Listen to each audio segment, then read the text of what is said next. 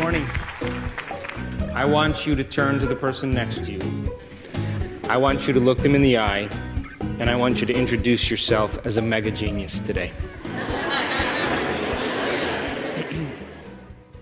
Today is about you. It's an opportunity for you to retreat from your life for one day, to remove the constant stimulation of all the things in your external environment that remind you of who you think you are. The people you know, the places you go, the things you do at certain times, and the experiences that you have that you can predict, long enough to begin to learn new information, or at least revisit information that you already know, and get your brain working in new sequences and new patterns and new combinations. And if we can keep reminding you to be defined by a future instead of being defined by your past, we can begin to change your brain and body to be ahead of your environment, so that when you walk back into your life, you're no longer responding in predictable ways. So then, one day, one single day, to detach from your known familiar world. The problems you have, the pets you own, the children you have to take care of, or the parents that you have to manage, or the relationships that you're in. For you to begin to think about you, and to think about what part of you you want to leave behind, and what part of you you want to create in the future. So, can you give me your absolute best today? Yes. Your absolute best? I want you to turn to the person next to you, and I want you to make a deal with them that you're going to keep your energy up the entire day today. I want you to make that deal with the person next to you.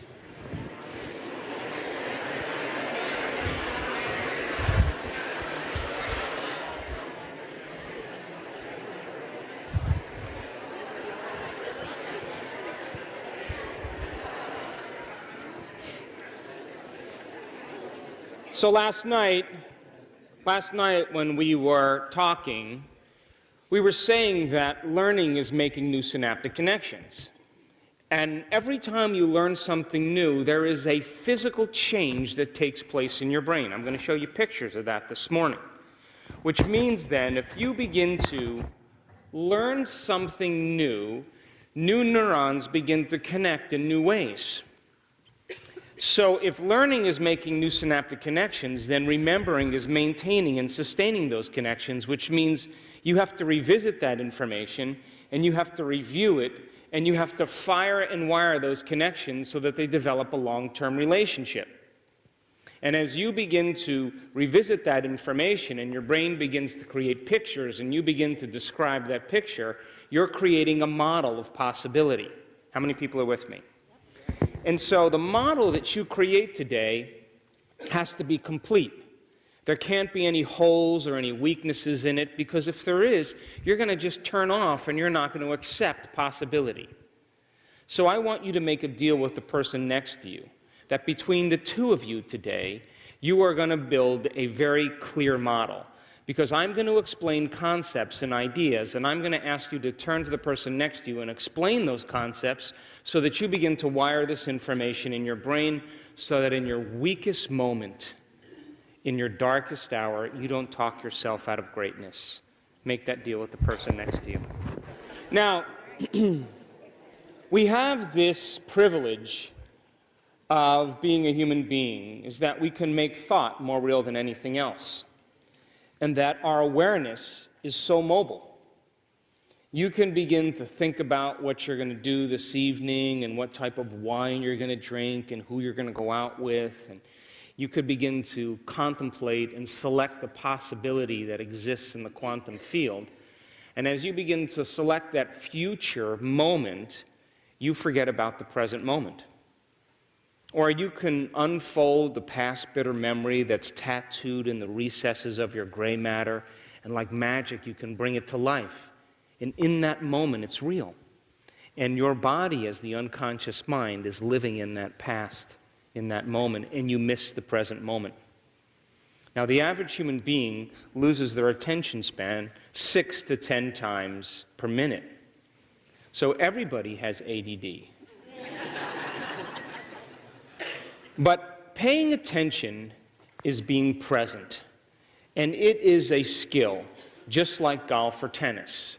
The more you practice paying attention, this amazing thing happens. When you are truly present in the moment, you lose track of time and space. And it just seems like the whole day disappeared and went by because you were in the present moment. So then, if I'm explaining a concept, and you were thinking about who's feeding your cat back home, or that conversation you had with your boss the other day, the things you should have said, and you slip out of the present moment, and you have no idea what I've said, you know, we think that's normal. We do that all the time, and we think that's normal. Or you have no idea what your partner is talking about because you're thinking about who did her hair. You know, I want you to make a deal with the person next to you that you say, hold on a second. I have no idea what he said. I have no idea what you said. Let's start over again. Can you make that deal with the person next to you? To change is to be greater than your environment, to be greater than your body, and to be greater than time. So then my question is, can you be greater than your environment today? Can you be greater than your body? Yes. Can you be greater than time? Yes. Because if you truly can, you will change.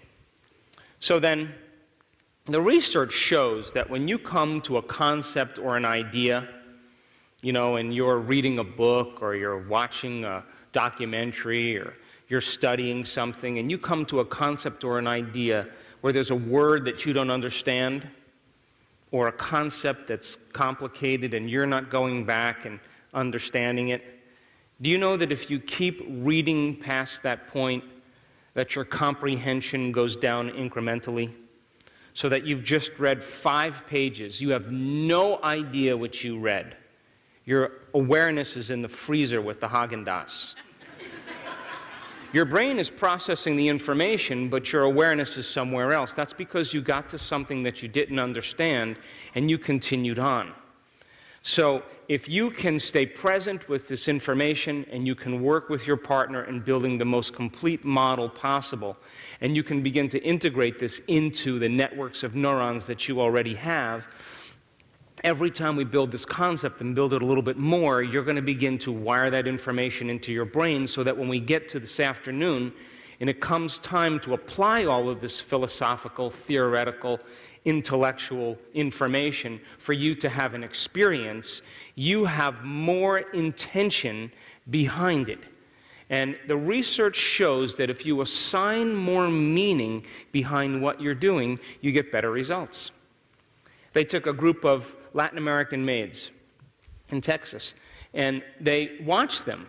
They were cleaning hotels, and they watched these maids flip mattresses and drag, furniture across the room and scrub, floors and tubs and toilets and vacuum. And they watched them and observed them, and they found out that these maids were actually exceeding the Surgeon General's requirement for exercise. They were doing more exercise, but they were all obese. And so they divided the maids into 2 different categories, and they said to the one group of maids, hey, do you know that exercise is actually good for you, and you're actually exercising more than is required in the United States, and you're burning calories, which means you're burning more energy than you're eating. And the exercise helps you lose weight, lose fat. It makes your waist smaller. It's good for your heart. It's good for your self-esteem. And they gave him all of the benefits of exercise. Now, the other group, they let them continue doing what they were doing mindlessly. In 1 month's time, the maids that understood what they were doing lost weight. They had smaller waist sizes. They had less body fat. Their heart rate went down over 10 points, and they felt better about themselves. But they didn't change anything. All they did was they had intention behind what they were doing. How many people are with me? Yep. So then, if the more understanding you have about what you're doing, and the more you can build this model, when we get to the meditation this afternoon, there will be nothing left to conjecture. There'll be nothing left to dogma. I will leave nothing left for you to talk yourself out of it. And as I said last night, science is the contemporary language of mysticism. We will use a scientific model made simple. And once you accept the concept or the idea, when it comes time to change and we go through that meditation, you will know exactly what you're doing and why. How many people are with me? Now, I understand change. I work on change every single day with myself. I have had the privilege of being in front of audiences and watching transformation, and I understand that 95% of who we are is a set of unconscious automatic programs in which the body has become the mind. And I know when you get close to change, you get real close to it, that the body tries to unseat you. So if by chance today you turn enthusiastically to talk to your partner and you see a string of saliva running down their shirt, or you see them twitching, or you notice one eye is closing, or their head is starting to bob, I want you to make a deal with the person next to you that you will do whatever it takes to keep them awake. Make that deal with the person next to you.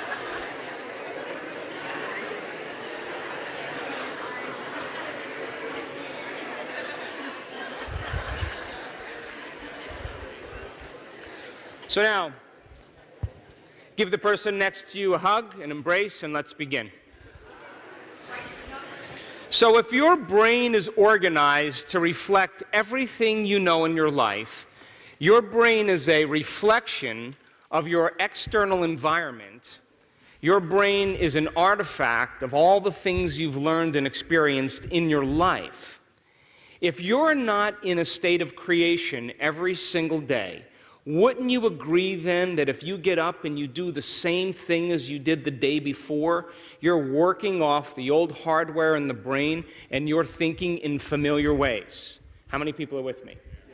And if you are seeing the same people and going to the same place and doing the same thing at the same predictable time, all for the experience of some emotion that reaffirms your identity, and that emotion that you've become familiar with, that you call you, has everything to do with your past, and those emotions are driving how you think, then for the most part you're thinking in the past. Would you agree? Yes.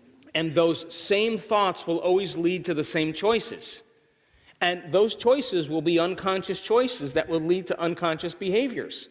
And those unconscious behaviors will create the same experiences, all for the payoff of the emotion that reaffirms the identity. And that familiar feeling then drives the same thoughts, and that's called the personality. So then we said last night that your biology, your neurocircuitry, your chemistry, your hormones, your genetic expression, your health is all equal to how you think, act, and feel. You with me? So then how you think, how you act, and how you feel is called your personality. And we said your personality creates your personal reality. So if 95% of who you are by the time you're 35 years old is a set of memorized behaviors, emotional reactions, beliefs, perceptions, and attitudes that function like a subconscious computer program below your conscious awareness, then for the most part, most people are unconscious all day long. Would you agree with me? Yes. So you can't take it personally, because they're just running on a program. And so then we said last night, it usually takes what? Crisis or trauma or disease or loss, and then people wake up, and all of a sudden they begin to become aware of how they're being. And because they feel differently, they can look at themselves for the first time. And that concept in neuroscience is called metacognition.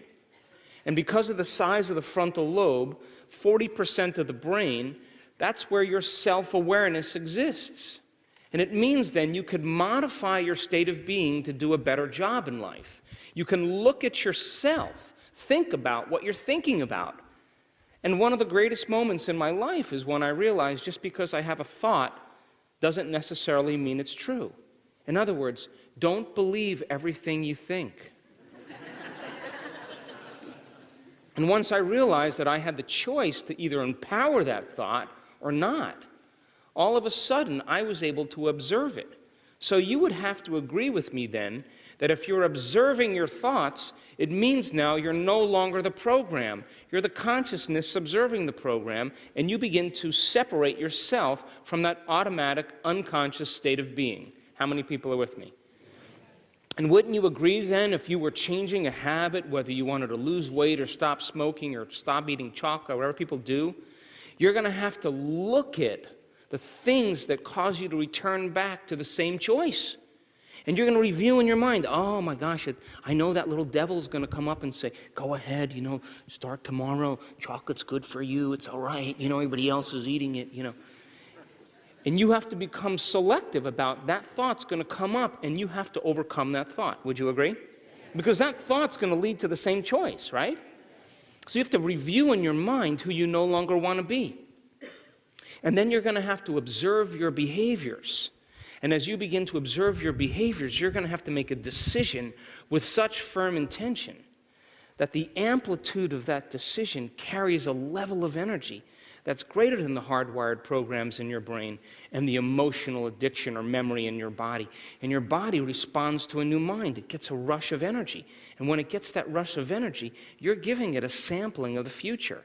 You're grabbing the reins of the stallion, and you're pulling those reins in, and you're saying, I'm the boss. And the body, the animal, begins to respond to your mind. And then you have to look at the emotions, the feelings that you look forward to, whether it's guilt or shame or unworthiness, that's become so familiar, you don't even know that you're feeling that way. It just feels like you. And you have to decide then, does this emotion belong in my future? Do I want to bring this into my future? Because as long as I'm living by this emotion, I'm living in my past. So then as you begin to observe those states of mind and body, you begin to objectify your subjective self. And just like viewing a videotape of yourself, playing baseball, playing tennis, dancing a dance, speaking publicly, whatever it is, if you can observe yourself, it means you can self-correct better. Wouldn't you agree? So then the process of change then is becoming conscious of your unconscious self. And when you begin to decide every day who you no longer want to be, you are retiring the old self. And the body will crave the emotional payoff just like an addiction. And you have to understand that that's the biological, neurological, chemical, hormonal, physiological, genetic death of the old self. And when you begin to understand that, you can work then in creating a new self. And you can begin to emotionally give your body a taste of the future ahead of the actual event. And as we said last night, the emotional signature is exactly what signals the gene. Because the body does not know the difference between the actual experience in your life that creates the emotion and the emotion that you're fabricating by thought alone. To the body, it's the same. So the materialist would say, I can't give thanks for my wealth because it hasn't happened.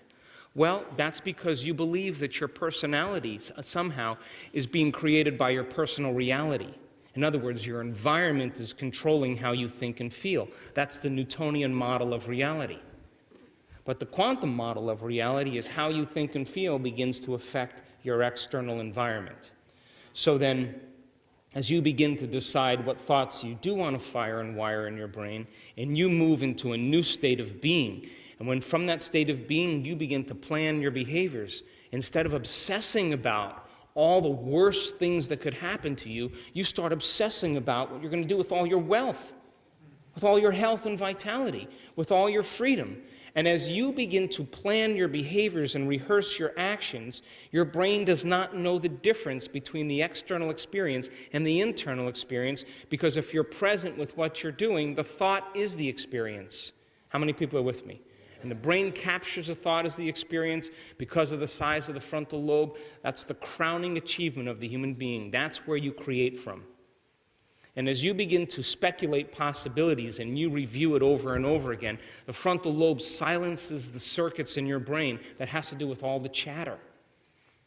It's the symphony leader, and it cools off the voices and the chatter in your mind, and it begins to randomly select new networks of neurons based on what you've learned intellectually and what you experienced. And as the brain, the frontal lobe, begins to select different networks of neurons, it creates a picture, and that picture is called an intention. And that intention then is your compass to the future. And then when you can combine that clear intention with an elevated emotion, and men will say, well, I don't know how it's going to feel because I haven't experienced it yet. Really? Well, how would you feel if your wealth came? Happy? Gratitude, appreciating life, and love with life? Give your body a sampling of the future. Let it begin to taste the future. And if you do that, then your body is beginning to change to look like the experience has already happened. So now, if your brain and body show physical evidence that the experience has already happened, then your brain and body are no longer living in the past. Now, in fact, they are a map to the future. And to live by this law is to live by the quantum law. And the quantum law says your environment is an extension of your mind. And if you truly change your mind, there should be evidence in your life. Why else would we do this? How many people are with me? So I want you to turn to the person next to you, and I want you to have a robust conversation about that. Come on, get it going. How many people are still with me? Now, you already know this, because everybody in this audience has done something great. You've impressed yourself in some way, haven't you? People said, it's impossible, it's never going to work, and you had this vision of the future. And they couldn't see the vision that you were seeing. And you were inspired by the vision, which means your body was getting a taste of the future. You were already in that future, but they were in the past. And they were talking you out of it, well, what about this, and what about that, and what's going to do if this happens? And you're thinking that is incidental. That's minor because I'm already there. I'll deal with it when it happens. And you made a decision about that future, and your body became electric. And when it began to respond to your mind, you began to have the hair on the back of your neck stand up, and you were already experiencing the event ahead of the experience. So all of the wealth and the relationships and all of the things that you want in your life is for the emotional payoff, isn't it? So why wait for the experience to have the emotion? That's what the Creator would say.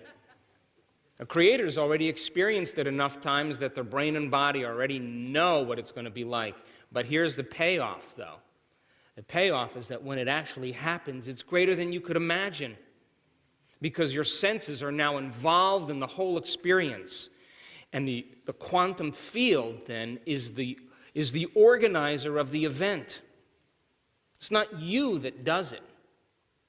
It's a greater mind that begins to organize it in a way that you least expect. It has to come in a new and unusual way, because if it doesn't, then it's nothing new. Would you agree? So then, if you knew today that you were connected to a future, and you were passionate about it, and you were possessed by that possibility, and every day you kept imprinting into the field, and you were already experiencing that event, and you knew it was going to happen because your brain and body were unified in a state of coherence, tell me how you'd get up in the morning. Pretty excited, huh? You wouldn't be dragging your body around the house trying to wake it up, right?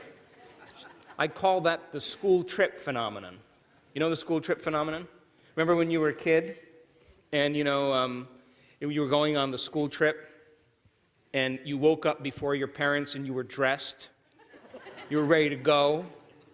Your mother didn't have to go in and wake you up 4 or 5 times. You were dressed and ready to go. Why? Because something novel was going to happen. You were looking forward to something new. You were out of routine. What happened to us?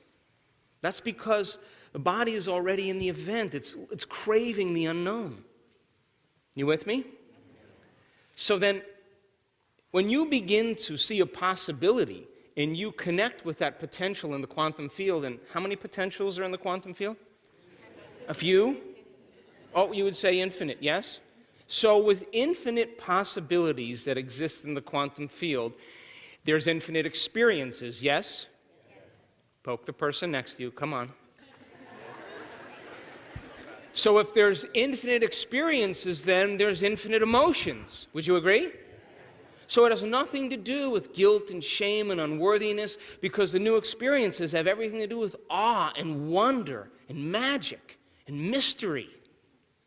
And so then if you're creating your future, because the best way to predict your future is to create it every day, not from the known but from the unknown, then your body should be waking you up in the morning like a school trip and saying, we got something to experience today. And it is that exact energy of expectation that welcomes the unknown, that welcomes the mystery, that welcomes the miraculous in your life.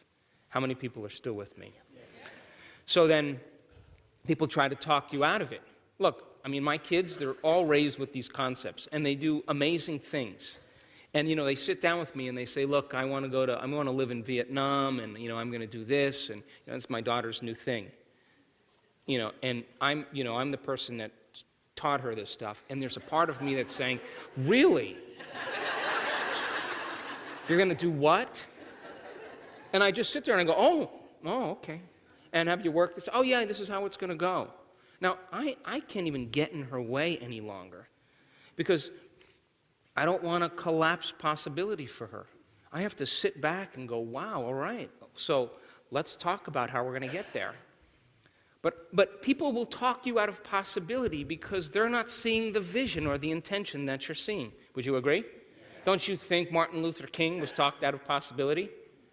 Nelson Mandela was talked out of possibility. Abraham Lincoln was talked out of possibility. William Wallace, Joan of Arc, everybody's trying to talk them out of possibility because all of those people were defining reality with their senses.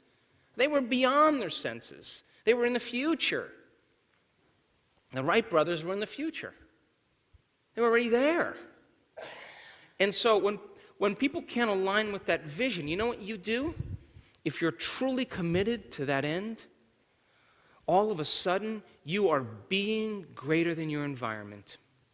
You are saying, no person, no thing, no experience, anything in my world is going to talk me out of this possibility. And your body, who's craving the same emotions and the same habituations, you are greater than your body in that moment. And you are saying, I am no longer living in my predictable linear time where my past is my future and my future is my past, and it's all predictable and safe and everything's comfortable. You are outside the box of that, and you're selecting another possibility that's outside of linear time. And you are revisiting that possibility, and you're experiencing that future in the present moment. And every single day you do that, you are imprinting into the field of possibility.